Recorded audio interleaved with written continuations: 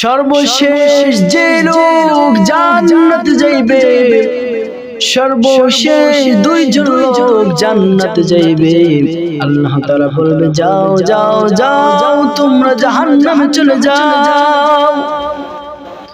লোক দুটি আল্লাহ যখন বলবে যাও তোমরা জাহান্নামে চলে যাও, লোক দুটি যখন জাহান্নামের দিকে যাইবে, এক ব্যক্তি দৌড় দিয়ে জাহান্নামের দিকে যাইবে, আর একজন ধীরে ধীরে ধীরে ধীরে যাইবে, আর পিছনে পিছনে ফিরে ফিরে দেখবে।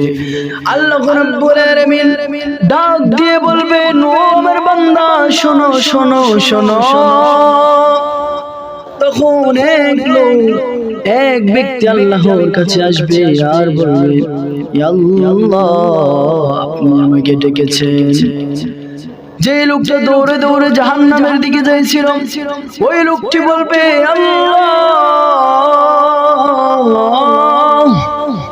আল্লাহ রাব্বুল আলামিন তখন ওই লোককে ডাক দিয়ে বলবে তুমি দৌড়ে দৌড়ে জাহান্নামে কেন যাচ্ছিলে?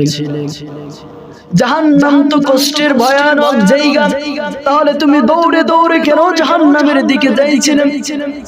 তখন লোকটি ডাক দিয়ে বলবে আল্লাহ পৃথিবীতে আপনার একটা কথা মানি নাই, কত কত কত হুকুম অমান্য করেছি আল্লাহ, এই কিয়ামতের দিন আপনি একটা হুকুম করেছেন, আমি যদি একটা হুকুম না মানি আমার মতো কপাল পোড়া আর কেউ হবে না। এই জন্য আমি দৌড়ে দৌড়ে দৌড়ে দৌড়ে জাহান্নামের দিকে। আল্লাহ রাব্বুল আলামিন তাকে বলবেন যাও যাও যাও তুমি জান্নাতে চলে যাও। তৃতীয় নাম্বার লোককে ডাক দিয়ে বলবেন ও আমার বান্দা তুমি জাহান্নামের দিকে যাচ্ছিলে, বারবার কেন পিছন ফিরে তাকাও, কি দেখো? লোকটি ডাক দিয়ে বলবে আল্লাহ দুনিয়াতে শুনেছি তোমার নাকি অনেক দয়া, তোমার দয়ার কোনো সীমা নাই।